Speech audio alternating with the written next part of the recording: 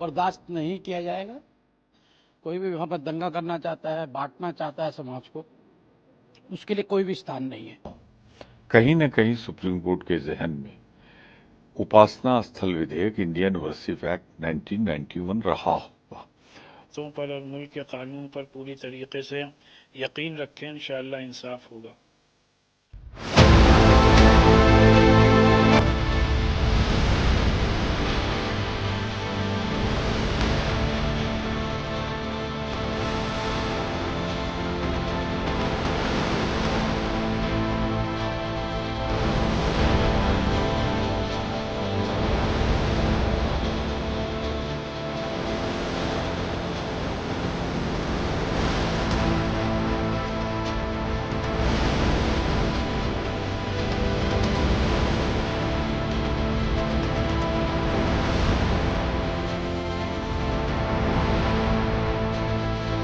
माननीय न्यायालय का हम सम्मान करते हैं। सर्वोच्च न्यायालय ने जो भी आदेश दिया है हम उसका सम्मान करेंगे, उस आधार पर काम करेंगे। और सबसे बड़ी चुनौती हमारे सामने है कि हम किसी भी व्यक्ति को कानून हाथ में लेने नहीं देंगे, लॉ एंड ऑर्डर को मेंटेन करेंगे और निष्पक्ष जांच करा करके जो भी दोषी होगा उसके खिलाफ कार्रवाई होगी, ये हमारी प्रतिबद्धता है। माननीय न्यायालय के आदेश का सरकार सदा से पालन करती है। समाजवादी पार्टी लगातार माननीय न्यायालय के आदेशों का उल्लंघन करने वाला कार्य करती है। मैं माननीय न्यायालय के फैसले का स्वागत करता हूं और समाजवादी पार्टी और उनके गुंडों, अपराधियों, माफियाओं, दंगाइयों को हिदायत देता हूं कि माहौल खराब करने की कोशिश न करें, अन्यथा समाजवादी पार्टी डूब जाएगी।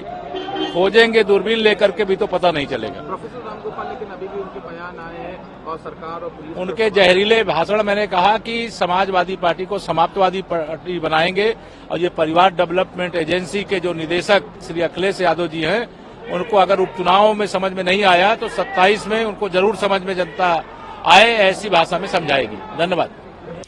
हम लोग जो भी आज सुप्रीम कोर्ट का फैसला संभल की जामा मस्जिद केस के सिलसिले में आया है उसको हम लोग वेलकम करते हैं, उसका खैर मकदम करते हैं और इससे यकीनी तौर पर एक बड़ी राहत मिली है।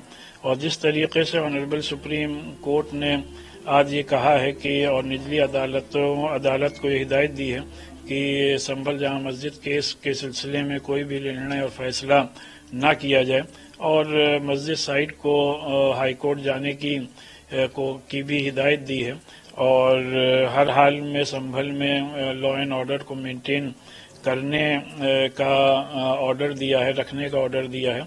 इससे सभी को एक बड़ी राहत मिली है और हम लोग उम्मीद करते हैं कि ये मामला इंशाअल्लाह जल्दी हल हो जाएगा।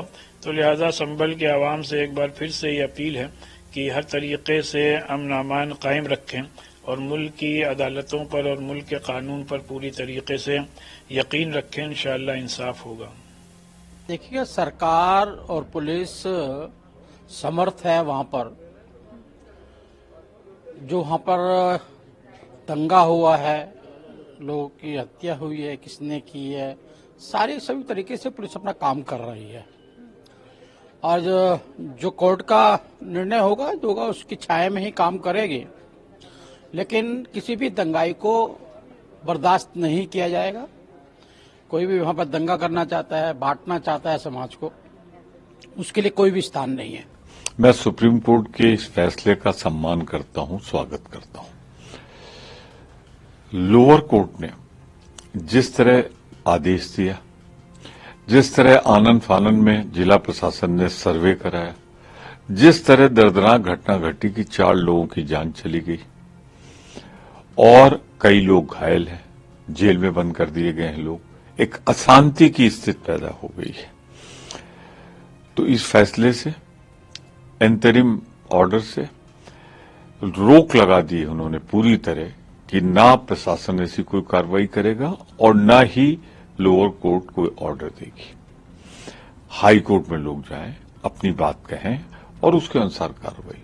मैं समझता हूं कहीं न कहीं सुप्रीम कोर्ट के जहन में उपासना स्थल विधेयक इंडियन वर्शिप एक्ट 1991 रहा होगा और जिसका वायलेशन हुआ है। तो कुल मिलाकर अब समय आ गया है कि कड़ाई से पालन हो 1991 का, वरना सरकार ने एक टूल बना लिया है, सरकार ने एक हथियार बना लिया है।